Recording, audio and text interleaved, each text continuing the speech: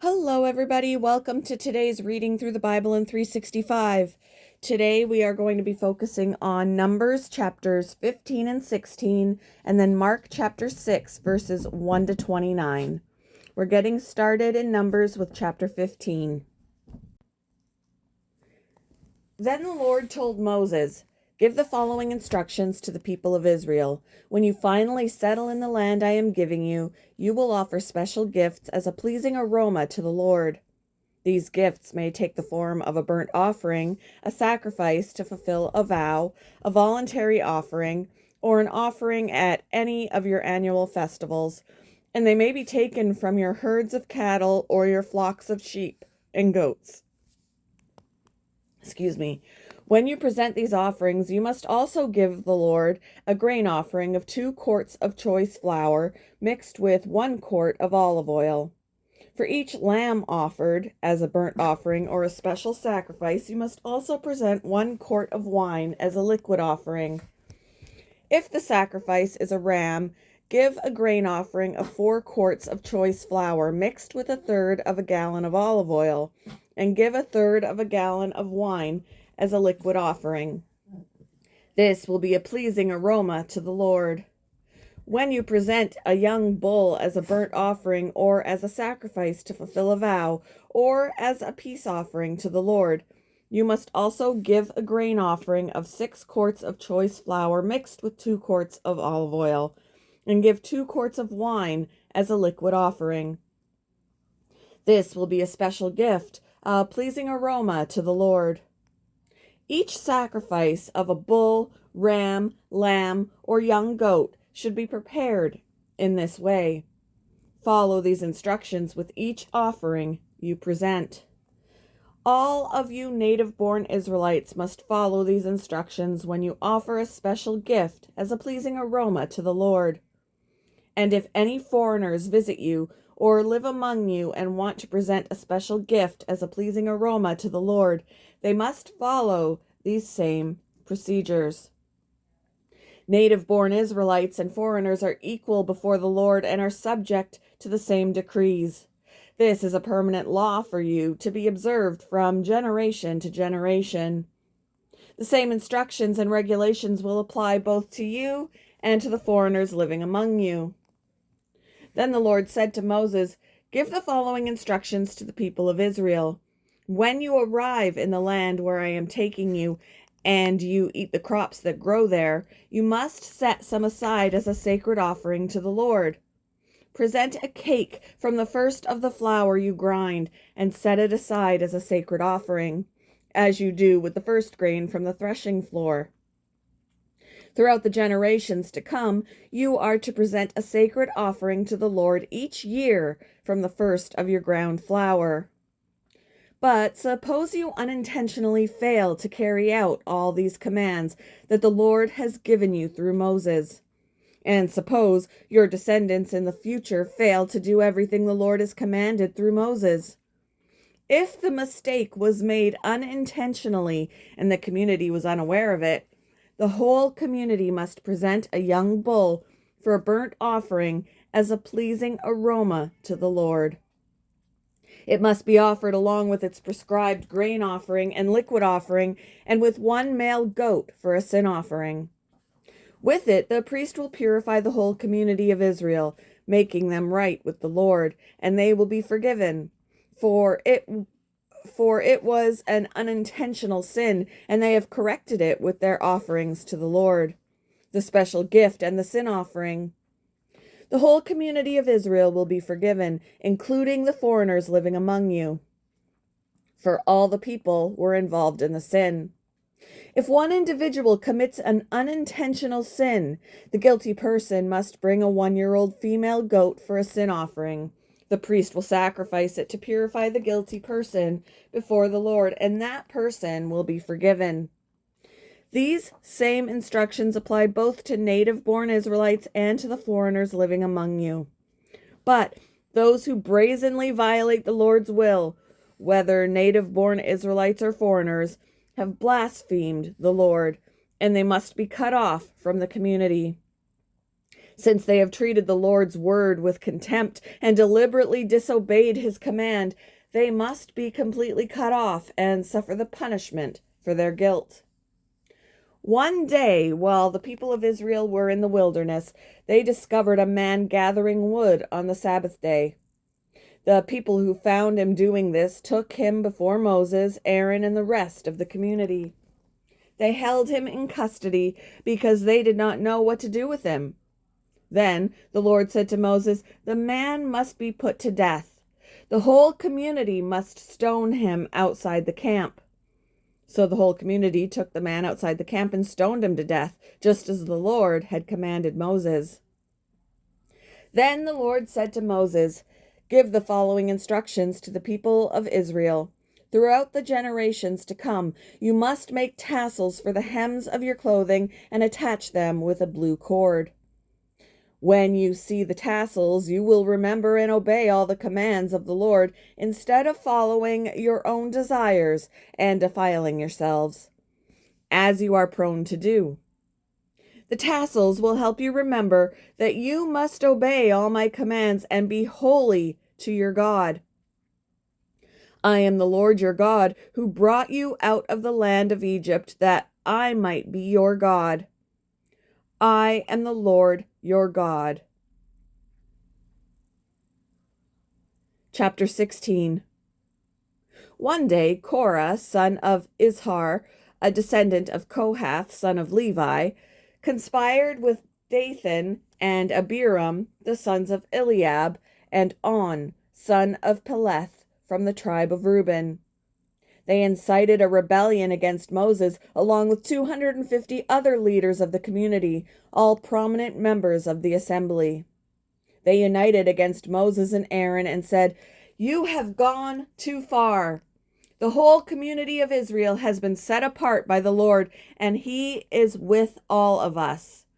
What right do you have to act as though you are greater than the rest of the Lord's people?"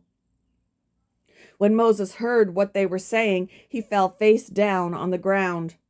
Then he said to Korah and his followers, "Tomorrow morning the Lord will show us who belongs to him and who is holy. The Lord will allow only those whom he selects to enter his own presence. Korah, you and all your followers must prepare your incense burners. Light fires in them tomorrow and burn incense before the Lord. Then we will see whom the Lord chooses as his Holy One. You Levites are the ones who have gone too far." Then Moses spoke again to Korah. "Now listen, you Levites.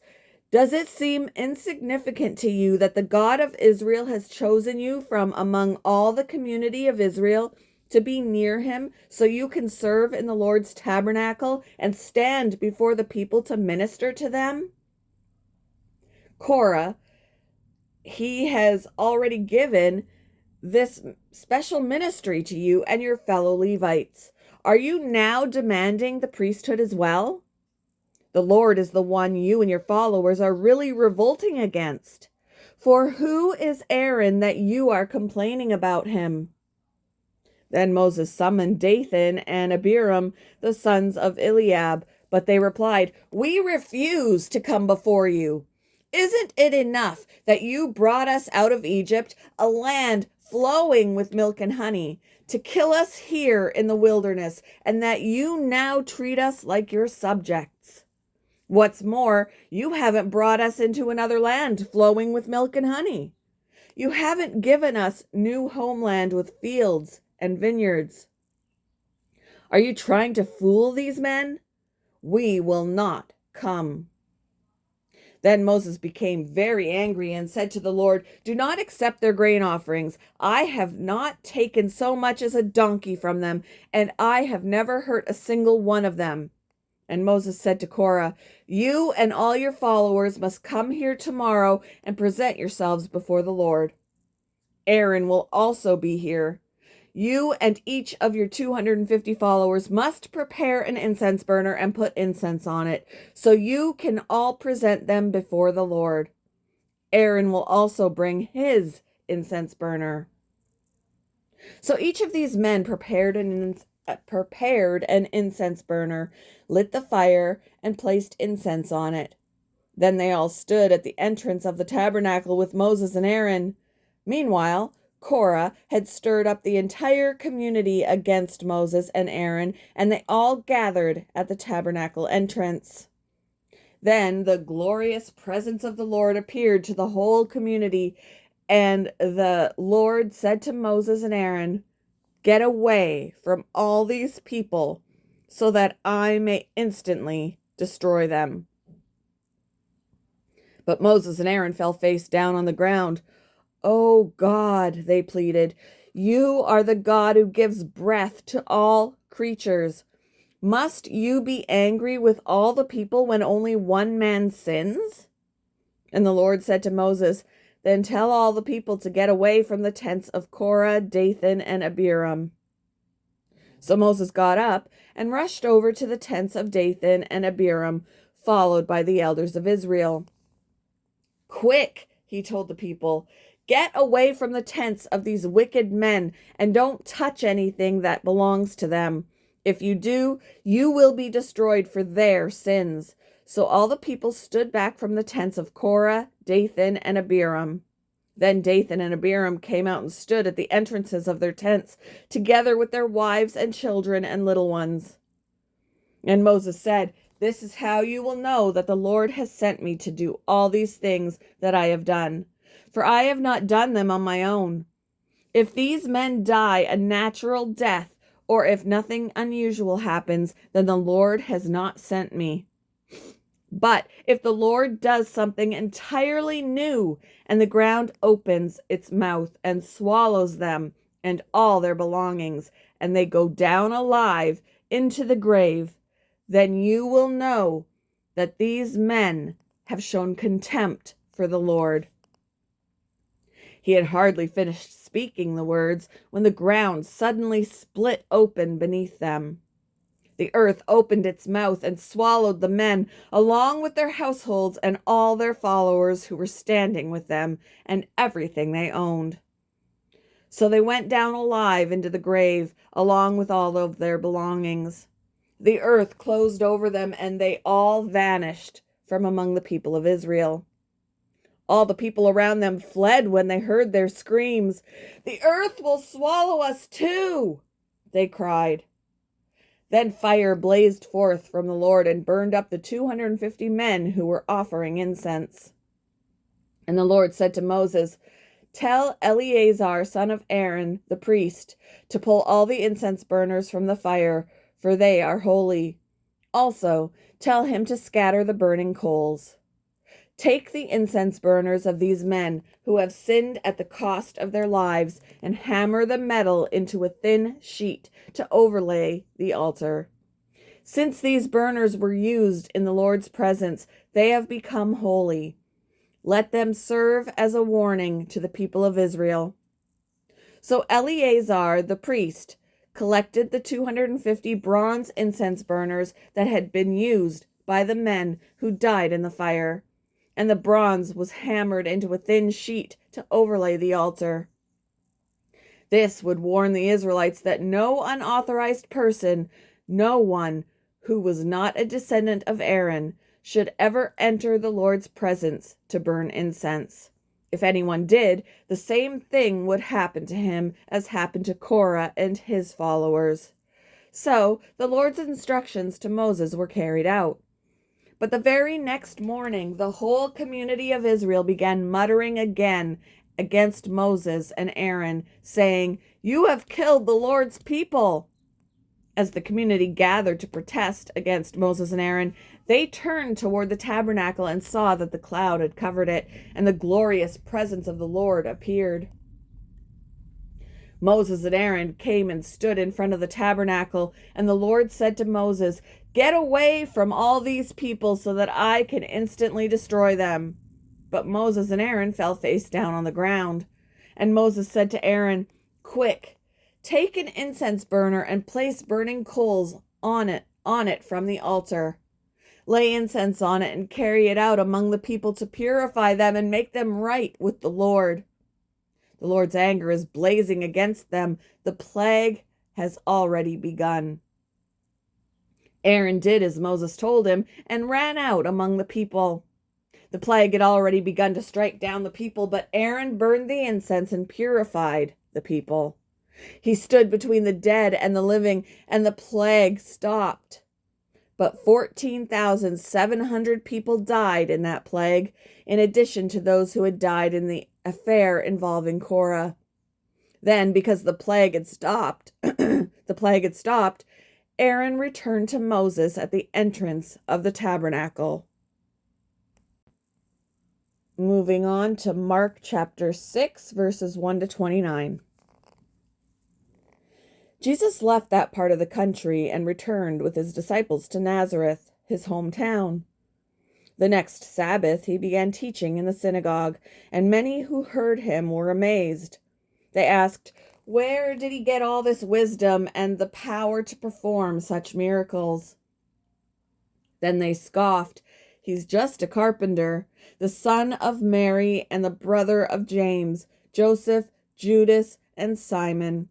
And his sisters live right here among us."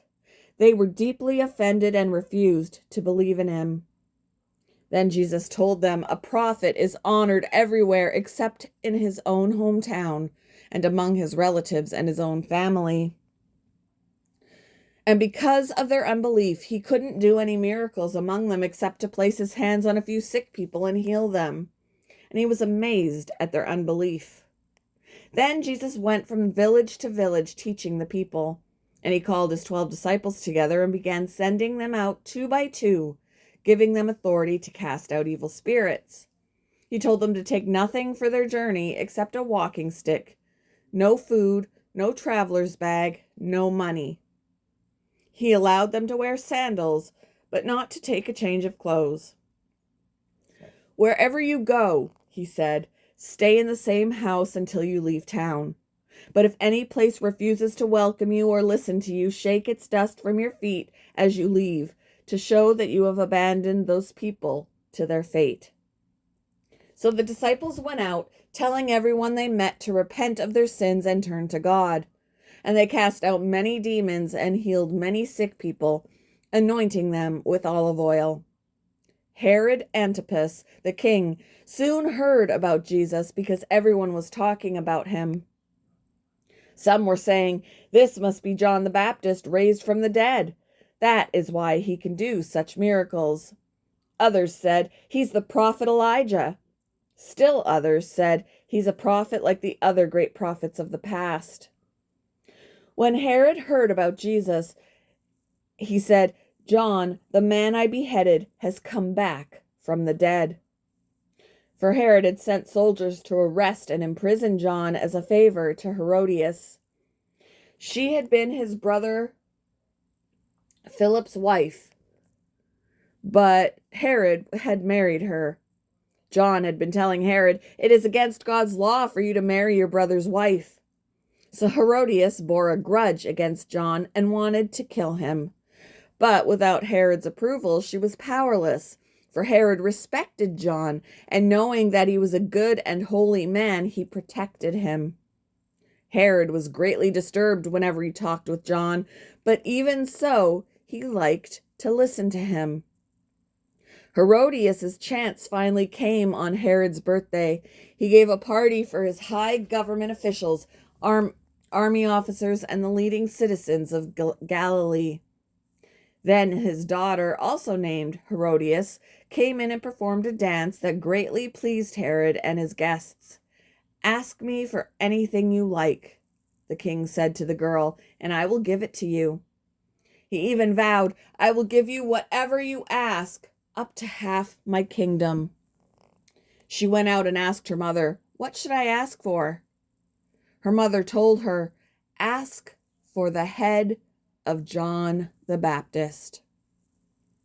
So the girl hurried back to the king and told him, "I want the head of John the Baptist right now on a tray." Then the king deeply regretted what he had said, but because of the vows he had made in front of his guests, he couldn't refuse her. So he immediately sent an executioner to the prison to cut off John's head and bring it to him. The soldier beheaded John in the prison, brought his head on a tray, and gave it to the girl, who took it to her mother. When John's disciples heard what had happened, they came to get his body and buried it in a tomb.